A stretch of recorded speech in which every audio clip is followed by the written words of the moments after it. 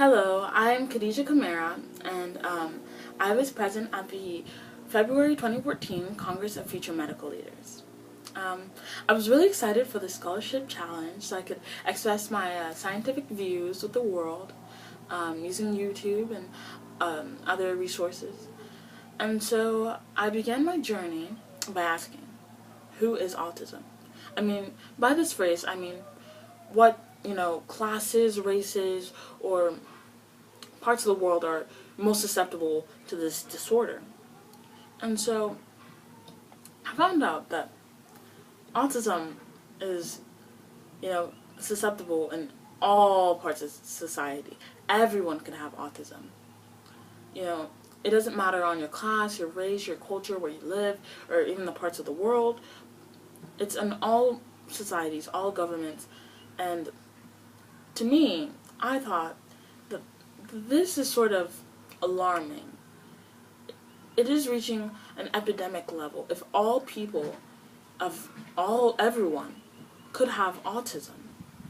And so, autism is a neurological disorder of the brain. That was really important to know because autistic people look normal, but their behavior and social interaction is quite different than everyone else. So I soon became inspired by Jack and Draka, who was a speaker at our Congress, and he found a modernized way to diagnose pancreatic cancer. After seeing the Sandy Hook shooting, I became, interested in autism, and I soon created a club and to interact with the autistic community, and sort of be their spokesperson and spread it with the world. And so I thought to myself, why is there no diagnosis?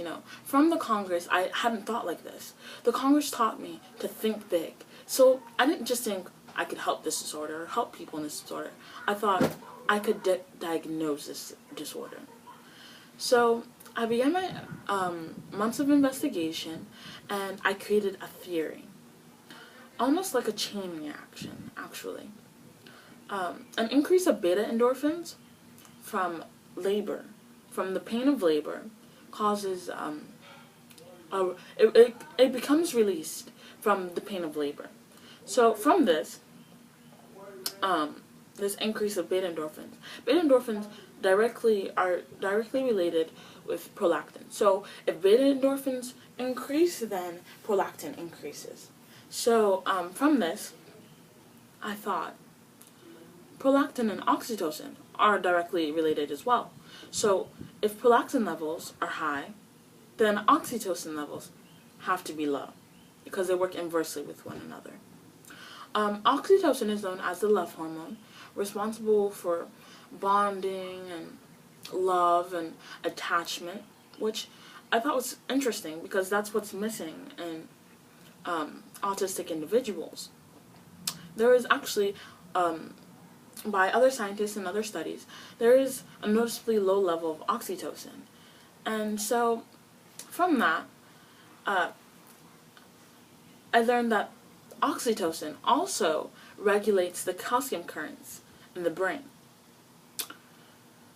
If there's low levels of oxytocin, then there's low levels of calcium currents. So that means if there's low levels of oxytocin, there's low levels of calcium flowing through the brain. There's lower regulating. So there's not as much regulating, pushing it to go through the brain. So calcium currents are responsible for neurotransmission in the brain. So from this neurotransmission, I thought, neurotransmission. Neurotransmission is a transmission of signals from one neuron to another. Now, if the transmission between these two are low, that means that the growth and maturation of these neurons are low, which is exactly what is in autism. Now, after I had this epiphany, I thought, well, what next? I soon learned that having high levels of beta endorphins and high oligodendrocyte precursor cells is highly, highly uncommon in children, because having these beta endorphins usually released in pain, and having these oligodendrocyte precursor cells usually involved with more of cell destruction and dying, and the child, a newborn that is supposed to be developing and progressing, of all hormones, those two being present are very abnormal.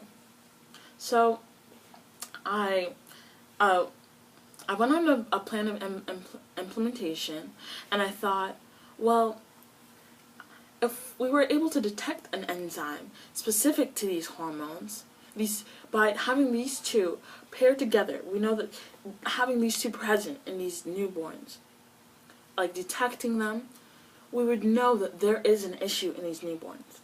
Now, even if we were to develop a test, such as a blood test, which I think would be the most efficient, since it would be the fastest, cheapest, and it's what we use modernly, so it's not that different.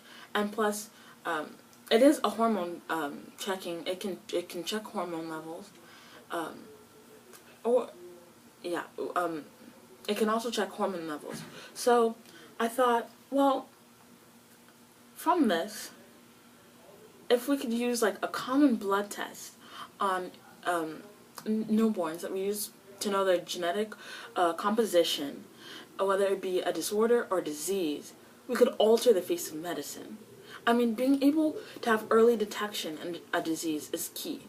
Even in cancer, breast cancer, pancreatic cancer, early detection is key.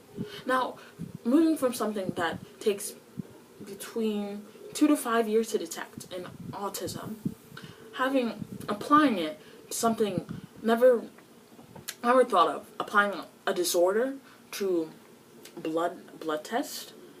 So I thought, well, we know what identifies it, although there may be other lurking variables, such as, this could be another disorder. But the fact is, by even having these abnormalities, we'd be able to detect any other diseases, or even that are advanced, such as muscular sclerosis, that takes a long amount of time before detectable. And so I thought, well, we could alter these individuals' lives, because being able to tell them that they have a problem from birth, their parents could begin to, maybe train with them and teach them and take them to counseling and teach them about their condition from birth. Maybe even applying some correction and being able to correct it. Not more so of aid them with their condition and allow them to integrate better into our society. Now, by allowing these individuals to be early diagnosed, we are setting them on a path to a bright future, allowing them to be who they want to be in this world. They don't have to be limited by, autism, because they don't understand how we think, or we don't understand how they think. Or even muscular sclerosis, which is a disorder in which, their body starts to just shut down, and they might have to use canes. They might even be able to increase their exercise levels, or experience more in their lives and get the best out of life, and even sort of push down those diseases, overcome those diseases in their lives. So thank you for listening to my intake on this disease, and after all this research, being able to express it with the world, I truly appreciate that opportunity. So thank you.